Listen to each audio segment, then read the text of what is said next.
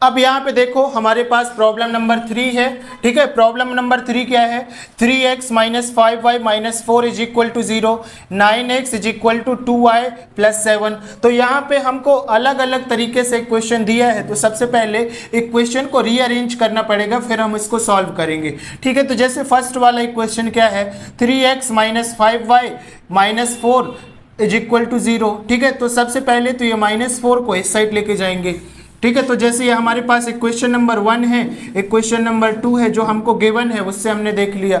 तो जब इसको हम सॉल्व करेंगे तो ये आपके पास क्या हो जाएगा, तो यहाँ पे आप लिखो फ्रॉम इक्वेशन नंबर 1। जब इक्वेशन नंबर 1 को सॉल्व करेंगे तो क्या हो जाएगा, 3x minus 5y is equal to 4। ये माइनस में 4 था LHS में, RHS में जाएगा तो प्लस में 4 हो जाएगा, तो ठीक है। तो ये हो जाएगा इसका सॉल्यूशन, इसको इक्वेशन नंबर हम 3 मानेंगे, ठीक है। सिमिलरली जब इक्वेशन नंबर 2 को आप सॉल्व करोगे तो क्या हो जाएगा, from equation number 2। Equation number 2 क्या हो जाएगा भाई, आपके पास 9x दिया है, ठीक है। तो यहाँ पे 9x लिख लो।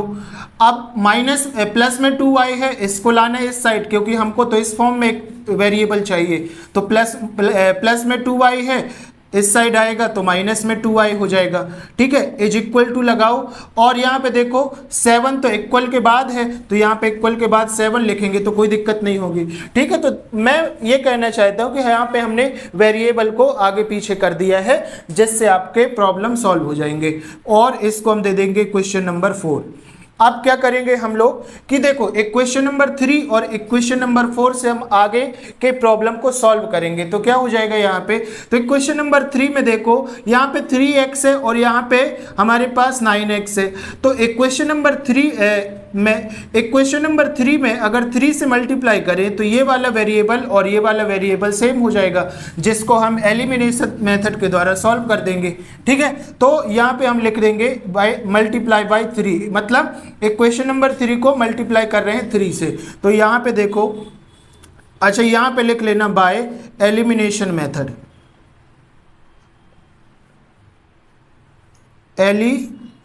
एलिमिनेशन मेथड, ठीक है, एलिमिनेशन मेथड। तो यहाँ पे क्या हो जाएगा, यहाँ पे लिख लेना मल्टीप्लाइंग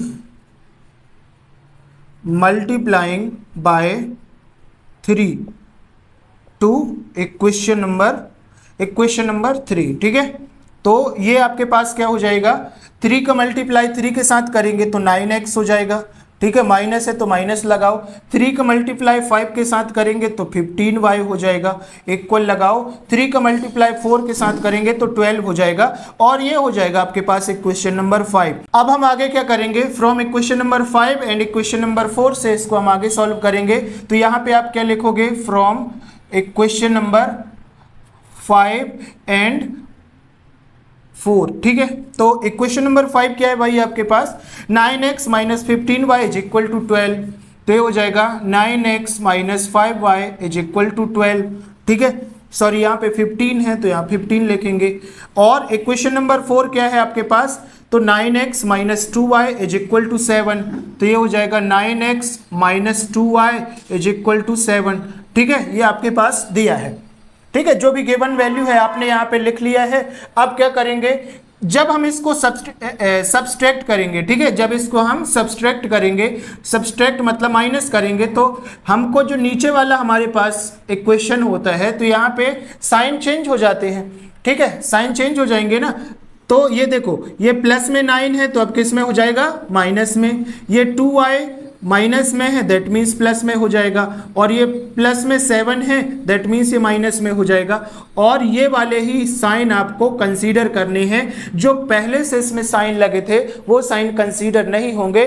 तो ये चीज़ आपको ध्यान रखना है। तो ये देखो 9x प्लस में है, ये 9x माइनस में है, तो ये तो कट जाएगा, इसी को तो एलिमिनेट बोलते हैं। अब देखो यहाँ पे माइनस में 15y है और प्लस में 2y है, तो माइनस 15y से प्लस 2y जाएगा, तो हमारे पास यहाँ पे बचेगा माइनस का 13y, ठीक है, इज इक्वल टू 12 में से 7 सब्सट्रैक्ट हो जाएगा, तो ये हमारे पास बचेगा 5, ठीक है। दैट मीन्स अगर यहाँ से y की वैल्यू निकालूं तो ये हो जाएगा माइनस में 5 डिवाइड बाई 13, ठीक है। ये हमारे पास y की वैल्यू आ गई है। अब हम y की वैल्यू को इक्वेशन नंबर 4 में पुट कर देंगे तो हमारे पास x की वैल्यू मिल जाएगी। ठीक है, तो यहाँ पे आगे लिखो नाउ पुटिंग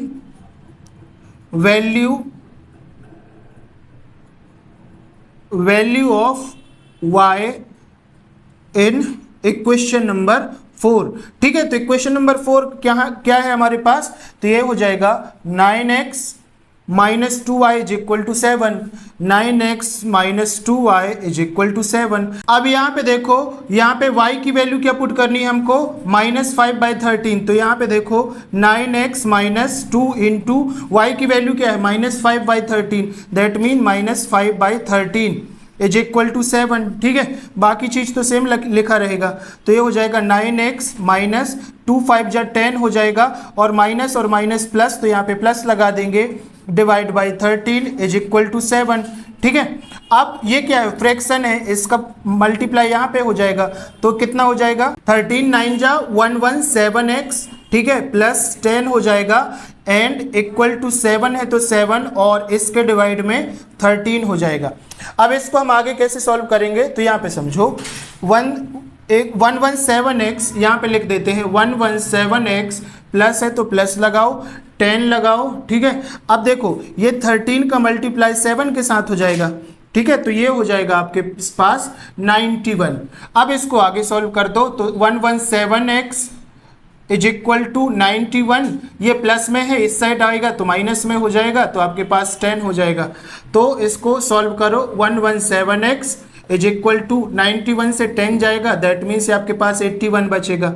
तो अगर यहाँ से आप x की वैल्यू निकालेंगे तो 81 डिवाइड बाय 117 हो जाएगा। ठीक है, दैट मीन्स जब हम इसको आगे सॉल्व करेंगे तो देखो 9 9 जा 81 हो जाएगा, 9 1 जा और 9 9 3 जा हो जाएगा आपके पास, दैट मीन्स आपके पास x की वैल्यू आ जाएगी 9/13। ठीक है, और y की वैल्यू क्या आ गई आपके पास -5/13। तो इस तरीके से आपने x की वैल्यू भी निकाल ली और y की वैल्यू भी निकाल ली।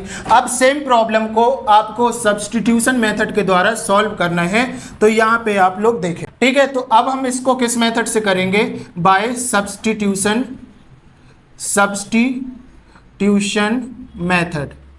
ठीक है, आपकी मेथड बस बदलेगी, बाकी तो सेम रहेगा। आपके क्वेश्चन क्या दिए हैं, तो देखो 3x minus 5y minus 4, that means 3x minus 5y minus 4 is equal to 0। ठीक है, ये क्वेश्चन 1 दिया है।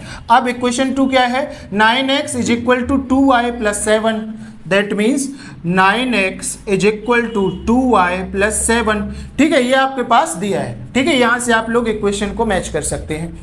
अब ये आपके पास इक्वेशन नंबर 1 होगा, ये आपके पास इक्वेशन नंबर 2 होगा। जब हम इसको आगे सॉल्व करेंगे तो क्या हो जाएगा, डायरेक्ट सॉल्व करो इक्वेशन नंबर 2 से, तो लिखो फ्रॉम इक्वेशन नंबर 2। ठीक है, इक्वेशन नंबर 2 से क्या हो जाएगा, 9x is equal to 2y plus 7 हो जाएगा। अगर यहाँ से आप x की वैल्यू निकालेंगे तो 2y प्लस 7 डिवाइड बाई 9 हो जाएगा, तो ये आपके पास x की वैल्यू आ गई। ठीक है, इसको हम इक्वेशन नंबर 3 बोलेंगे।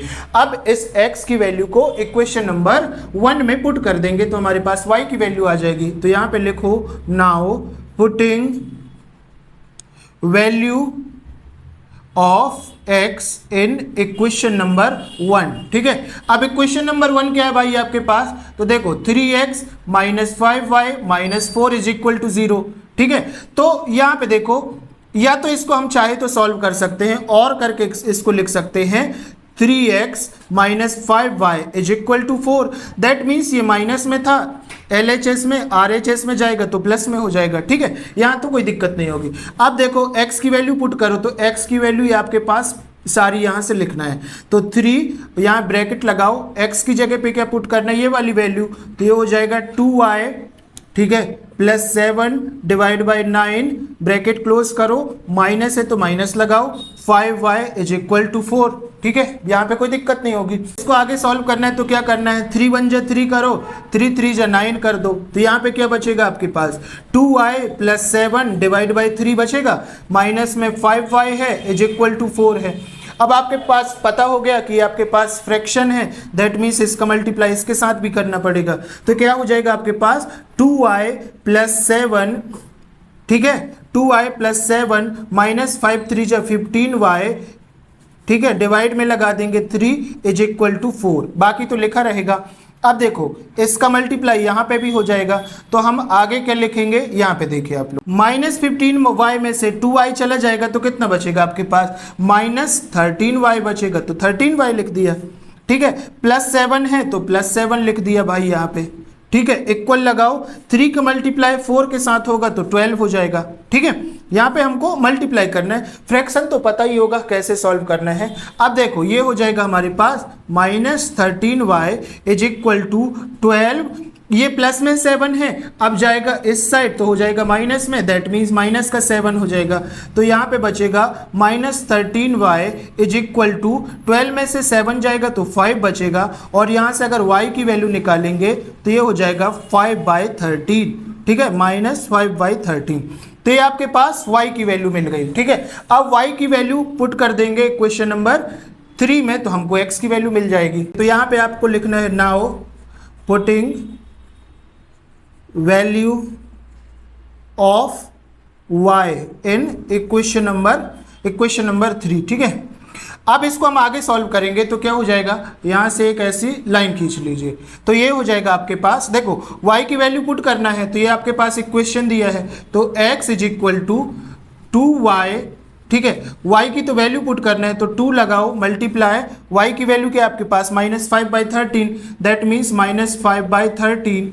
ठीक है, प्लस है तो प्लस लगाओ, 7 लगाओ, और डिवाइड में 9 है तो 9 लगाओ। ठीक है, यहाँ पे हमने पूरी y की वैल्यू पुट कर दी। अब इसको सॉल्व करेंगे आगे तो क्या हो जाएगा, 5 2 जा 10 हो जाएगा, ये डिवाइड बाई 13 हो जाएगा, प्लस में 7 हो जाएगा। ठीक है, और डिवाइड बाई 9 हो जाएगा। अब देखो हमारे पास यहाँ पे जगह नहीं है, तो यहाँ पे देखो ये वाली जो हमारे पास प्रॉब्लम है इसको हम यहाँ पे सॉल्व कर रहे हैं। ठीक है, यहाँ पे तो क्या हो जाएगा भाई आपके पास, देखो x इज इक्वल टू -10/13 + 7।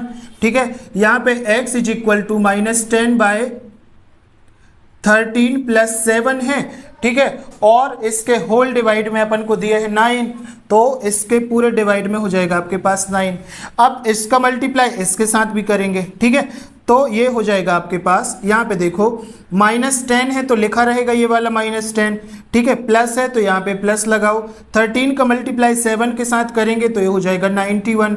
ठीक है, डिवाइड में 13 है तो 13 लगाओ, और यहाँ पे 9 है तो 9 लगाओ। ठीक है, ये आप x की वैल्यू निकाल रहे हैं, तो ये आपके पास आगे क्या हो जाएगा, 91 में से 10 जाएगा तो आपके पास क्या बचेगा यहाँ पे, तो ये बचेगा आपके पास 81 डिवाइड बाय 13 डिवाइड बाय 9।